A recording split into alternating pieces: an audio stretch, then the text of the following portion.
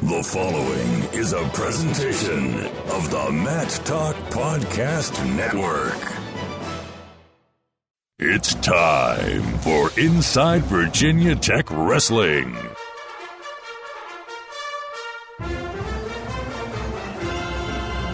Now, let's join your host, three-time National Wrestling Writer and Broadcaster of the Year, Jason Bryant.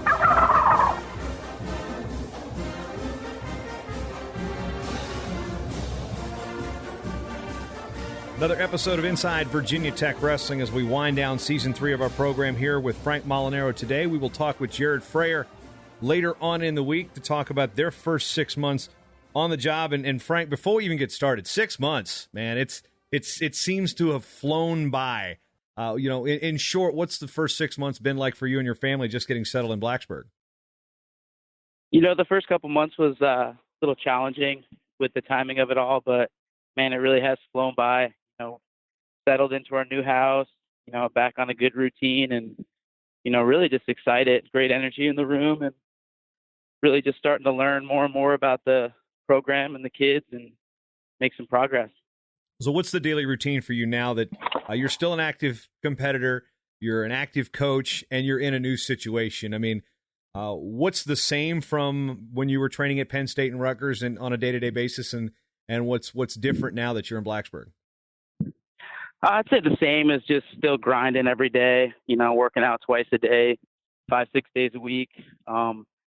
Different in terms of, the balance, just balancing working out, coaching the kids, recruiting, my family, and all that stuff. But, man, it's been nothing but great stuff for me. I'm having a ton of fun doing it.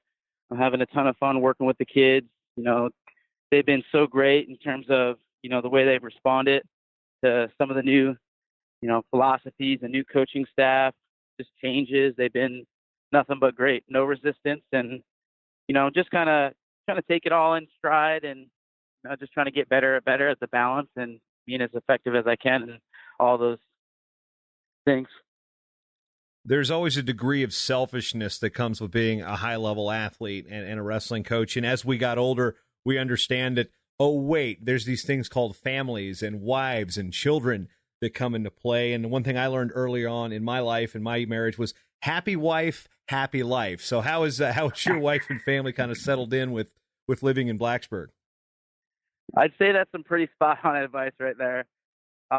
She's doing really good. My wife's pregnant right now, so just got that going on. Got both the kids down here, but we've had a lot of help, and it's a really good place to raise a family. It's really easy, great community. So she's very happy down here. She's very happy with the kids' schools and all that stuff, and she loves wrestling, so she hangs around the program a lot and helps any way she can too.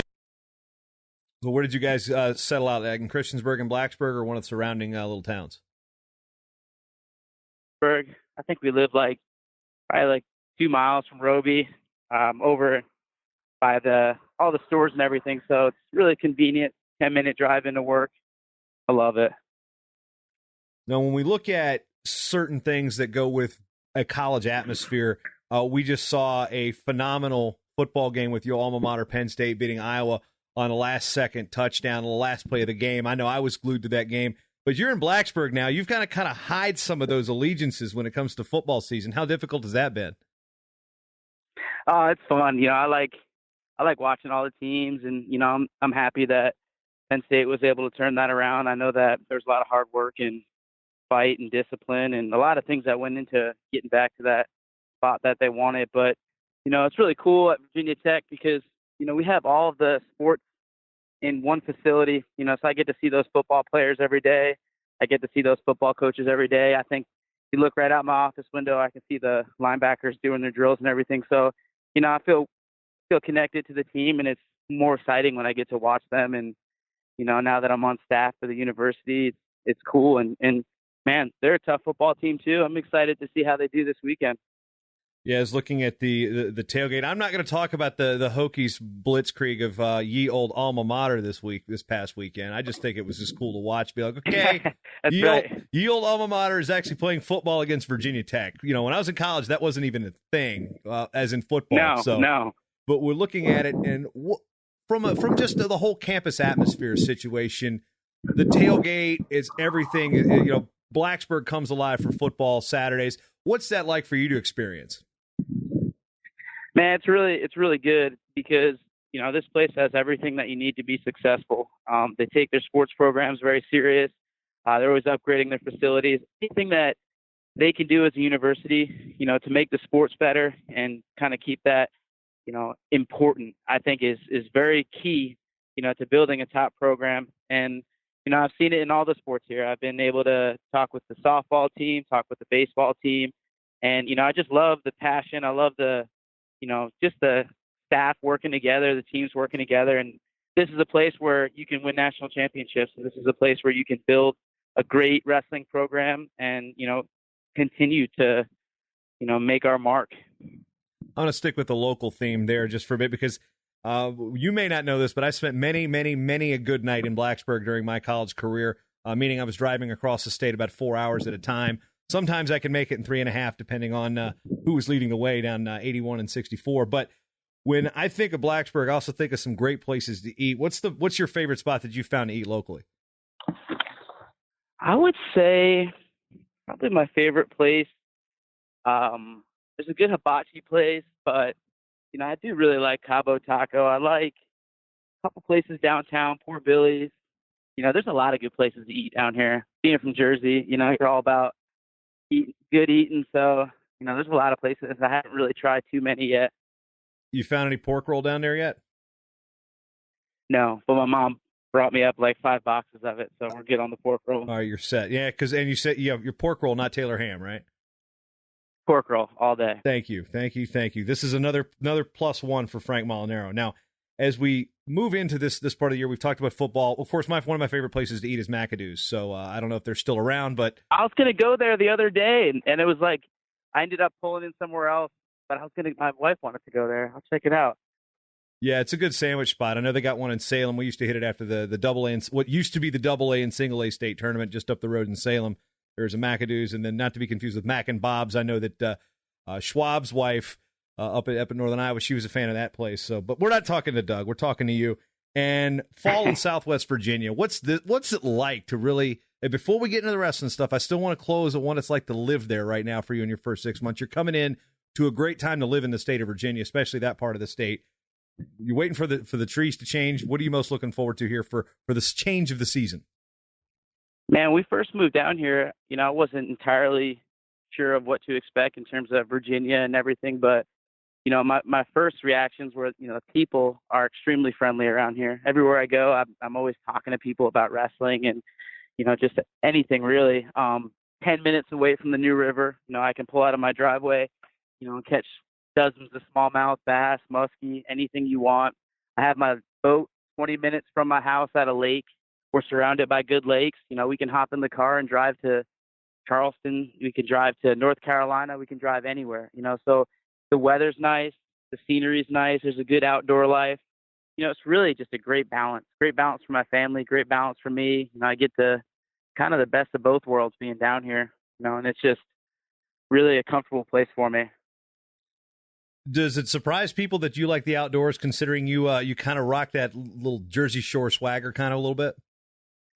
Yeah, I think the haircut could probably throw them off, but, you know, I grew up on the water and, you know, my they live on the water in New Jersey and my dad lives in Florida. So, you know, we've been around the salt life for a long time and, you know, it's fun for me to experience this other side of it, the rivers, the lakes, and man, just really great outdoors. Beautiful place. Threw out a couple questions out on Tech Sideline and on Twitter. We got Mike Shelton. He's chiming in with this question. An avid listener, an avid Hokie fan. We'll also be asking Jared Freddy the same question later in the week. He wants to know, what will it take for Virginia Tech to start getting top 10 kids to commit on a consistent basis? Hopefully a few weekends. I think it'll just have to continue to, you know, put a good product out on the mat. at the end of the day, people they're gonna see the wrestling, right? They're gonna see the wrestling in March. They're gonna see, follow the program. They're gonna see what the kids are doing. So I think most importantly is to make sure that our brand out on the mat. We're just gonna be in great shape. We're gonna be athletic. We're gonna be strong. We're gonna be gritty. We're gonna fight every match. We're gonna look to continue to score, and I think that's where it starts.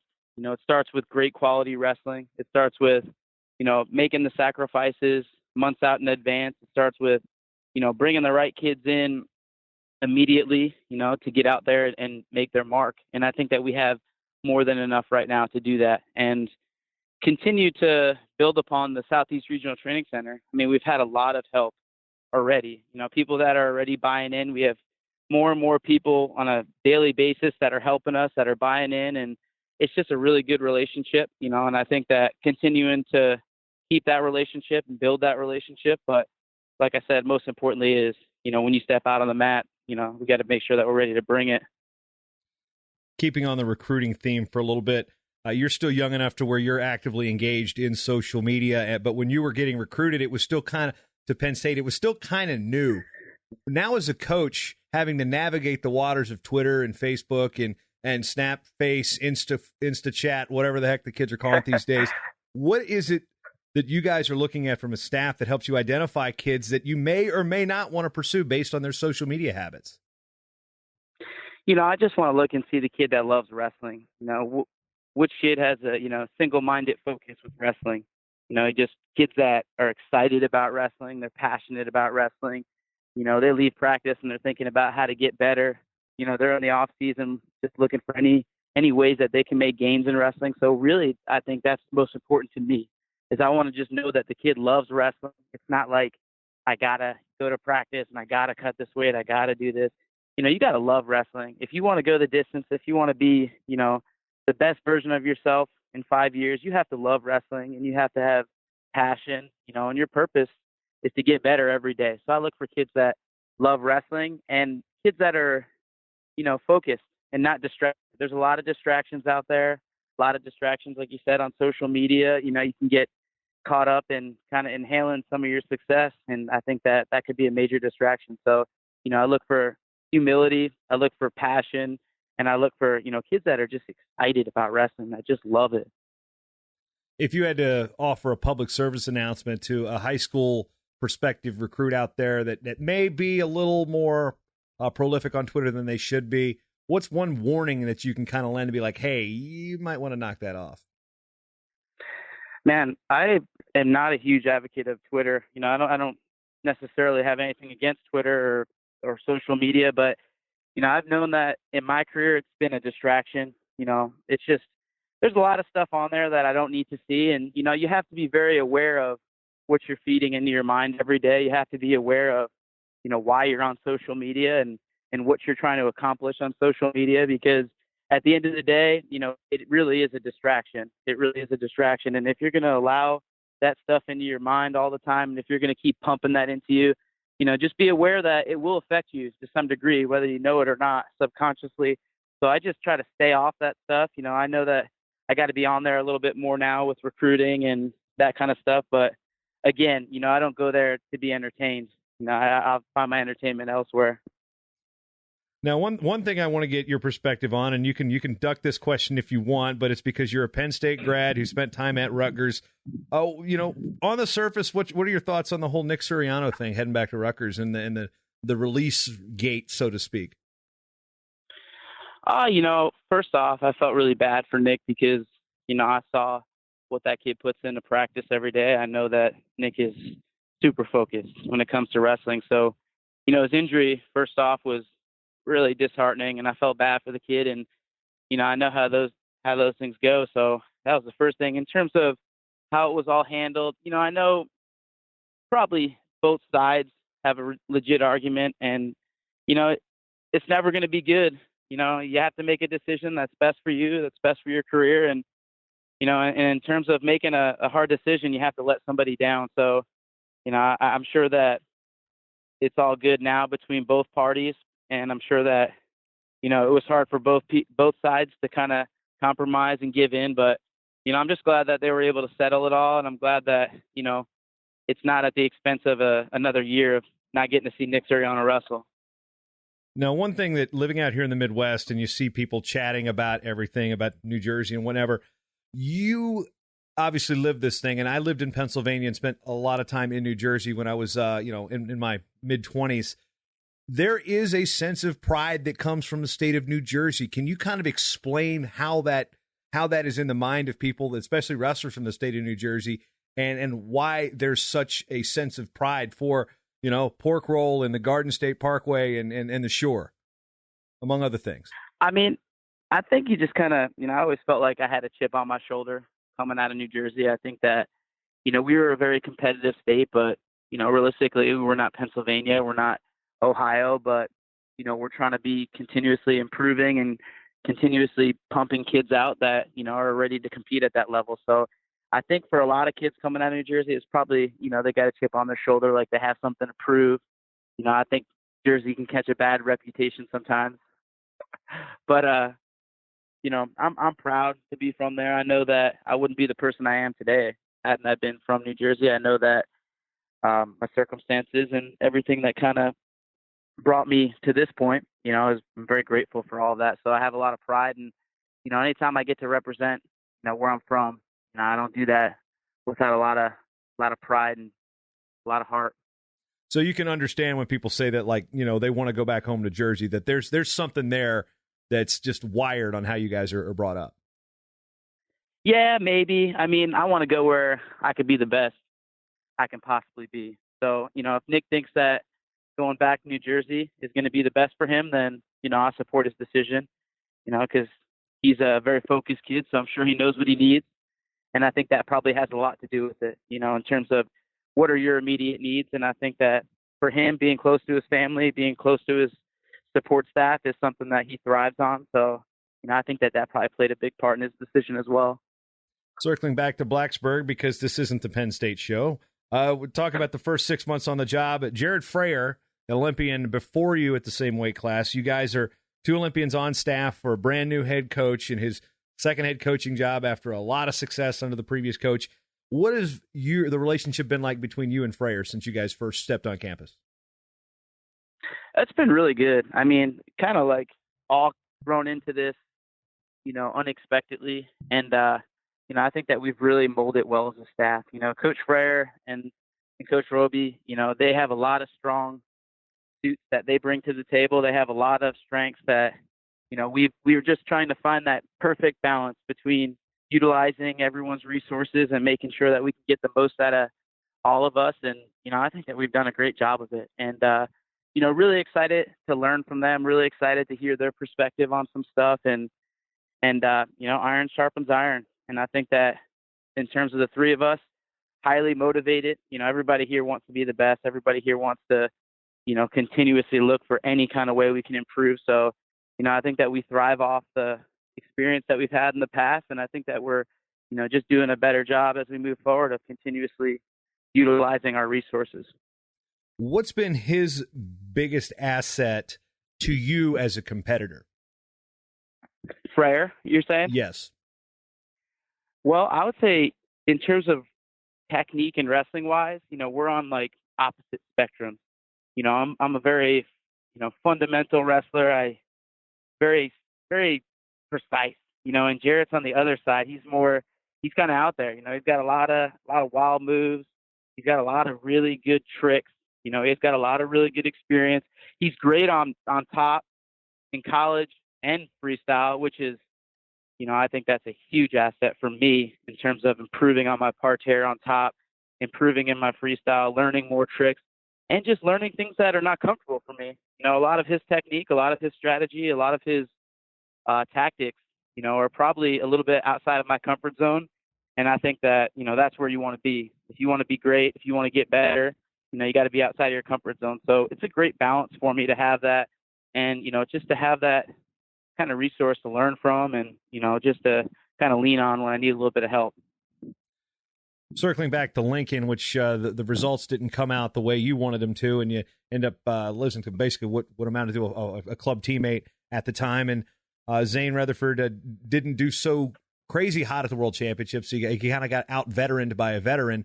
What are your thoughts on that weight class, what you got to do to retake the weight class, Zane's performance overall, and how you guys battling, like you said, iron sharpens iron. You guys had battled a lot in that Penn State room, and now you guys are in different rooms. On what are you expecting to see from him once the college season's over?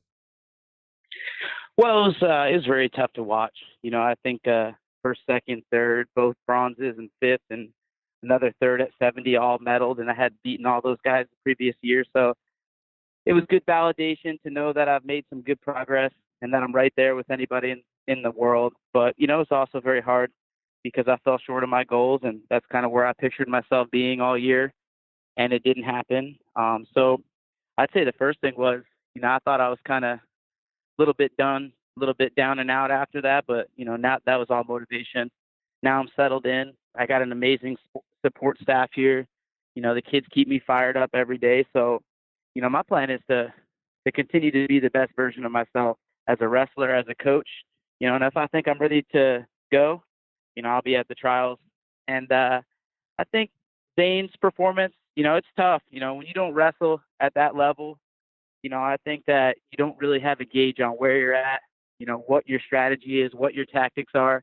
And I feel like in terms of the international wrestling, it doesn't really pay, just to go harder. I think that everybody in the world can fight for 6 minutes, so you have to be very strategic. You have to be tactical. You have to be effective. You can't just go harder. And I think that it's tough because, he's still probably in that college mindset. So I would say that probably had a little bit of an effect on his, wrestling out there. But again, Zane's a great competitor. He'll take that performance, he'll take that experience, and he'll build it back into his wrestling. And, I'll take some of the positives. I try to take any positive I can away from Lincoln, and anything where I thought I was ineffective and try to improve on it. So really looking forward to see how all this shakes out with the new weight classes, just with the new format of all of it, and just kind of a new cycle starting. I'm excited to see who's going to be try to take the spot. Yeah. So how does the weigh-in affect you in determining the weight class? Is a 2-hour weigh-in going to be good for you at that weight? No, I could never make 65 at a 2-hour weigh-in. The only situation where I'd see myself doing that is in 2020. If I'm still going and I'm still feeling it, I'll find a way to make 65 kilos. I'll shrink my body down. I'll do whatever it takes. But in terms of moving forward, 70 is a perfect weight class for me. I weigh about 167, 166, and cutting down to 154 and making a 2-hour weigh-in is actually perfect. I think that it really makes it easier for me to go up to 70 because, it kind of levels the playing field between other guys cutting weight. And, it really puts me in a spot where, I'm going out there and I'm going to be able to give it 150% on the mat. A lot of times when I cut the 65, I just felt like it took a lot of my juice out. It took a lot of my steam, and it took a lot of my fight. Just getting down to weight was so tough. Took some of the fun out of the sport for me. And I think 70 kilo, I can step on that mat and just go as hard as I possibly can. And that's where I have my most fun, and I think that's where I have my best results. So I think 70 kilos is a real comfortable weight for me. Sticking with the freestyle theme and the Southeast Regional Training Center, Tyler Graff has come on staff, and in the short time he's been around the program, what did you know about Tyler coming in, and how you guys meshed so far? Man, I knew he was a great competitor. I knew he was very successful. I know that he's been active and staying busy in freestyle, but to be honest, man, he's an animal. I really can't think of anybody else that I've been around in my entire career that trains harder than that kid. I mean, he literally is full throttle. He's on 24/7. He's the kind of guy that you got to kind of take back. But in terms of just kind of bringing him into the program, he's done a fantastic job, of just kind of wearing off on some of our lightweights. Any way that he can help somebody, he's going to do it. He's all about serving. He's a very committed person in his family life and his faith, and he takes wrestling very serious. So we're very, very blessed to have him. And I'm very excited. It's very motivating to see somebody that passionate, in the sport of freestyle, and just really what he brings to the table and the example he sets for the kids is second to none.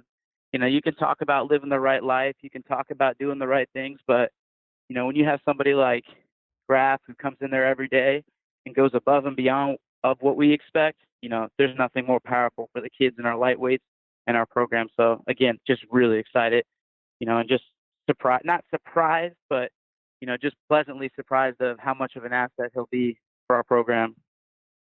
How much do you see as Lincoln driving him in his performance there? Oh man, it's driving a lot, and I'm sure he can say the same watching that world championship. I'm sure that was tough for him, and I know it was. And he has not stopped since then. I don't think he really took much time off. He just competed, and I mean, this guy flew back from Belarus, Russia. He's in there doing treadmill sprints the next day. This kid wants to win.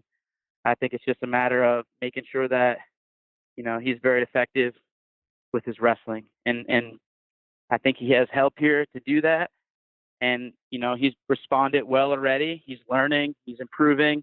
And I think that his best years of wrestling are most definitely in front of him. He's not been in the best training situation the last couple of years. He's kind of done it on his own, to be honest.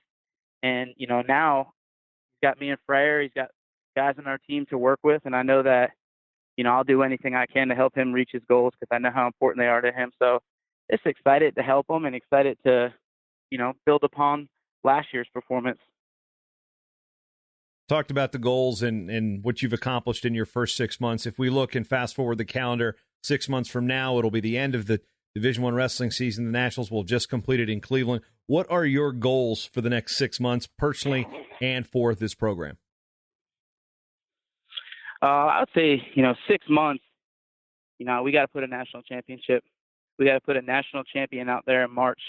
So that's definitely, at the top of my mind every day I wake up and every day I go to sleep is, making sure that we're making steps towards that. We have to have a national champion. We haven't had one yet in the program, so that's definitely top priority. And then, trickling down from that, All-Americans, conference championships, all that good stuff. But most importantly, I just want to make sure that we set the right culture for this program. I want to make sure that, the kids are grateful for the opportunity that they have. I want to make sure that we have that passion and that drive to get better every single day.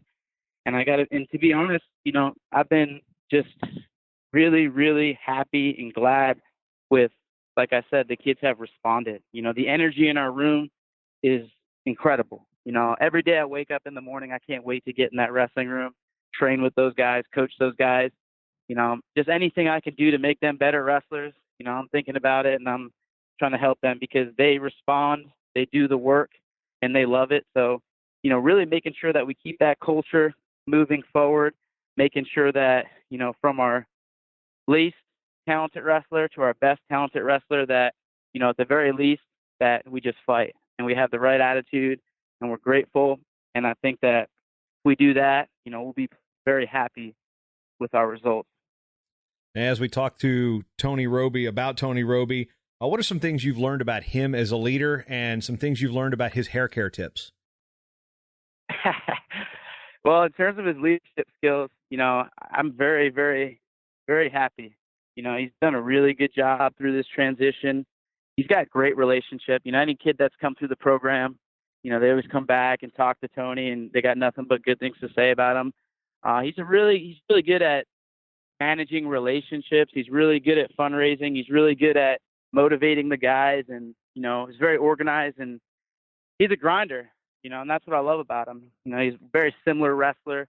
He's very explosive, very strong, just very gritty wrestler, and I think that it kind of shows in how he lives his life in terms of his job and how much time he puts into this. He's a very hard worker. So yeah, I'd say he's really great at managing relationships, pulling this program together and, making sure that he's utilizing all the resources that we have around us and always looking to improve. And he's also he has a lot of humility. He's a good listener. He takes the feedback, he takes some of my crazy ideas. He takes some of Freyer's crazy ideas and, he lets us run with it. And you got to respect that. Now, since you went first, I'm going to leave you the opportunity to ask Jared Freyer a question that you want him to answer on the next episode. So I'll give you a second to think of something to throw out there. And while we do so, while you think about that question, I want to give George Rogers, a Tech fan who's been hit me up on Facebook for the last couple of years about this program. George, I appreciate you listening. Appreciate all the notes and things you send me, news stories that I may or may not know. So, George, I'm going to give you a special shout-out here on the program on Inside Virginia Tech Wrestling. Now, we've given the pitch there to Mr. Rogers. Now, have you had time to come up with your question, Mr. Molinaro? I want to know, what was the hardest match he ever wrestled and won? Hardest match he ever wrestled and won. As I scribble this down, I think you know the answer. I think you just want to hear him tell the story. I just got a hunch. But anyway, we'll leave it at that. I don't know the answer. We'll figure that one out on the next episode. Frank, always a pleasure talking with you, man. Any final words out there as we head into this season for Hokie Nation Wrestling? No, just thanks for your time. And, in terms of the Hokie fans, I'm excited to meet everybody and excited to, kind of share this journey together. But, the team, the guys, we're very excited. These kids are putting in the work. We're making gains every day, and I think that everybody's fired up, man. It'll be here in 5-6 weeks, whatever's left. We're going to be ready to go. So, anybody that's listening, we'll look forward to meeting you at Stanford, and hopefully we'll see you at our first match, home dual meet.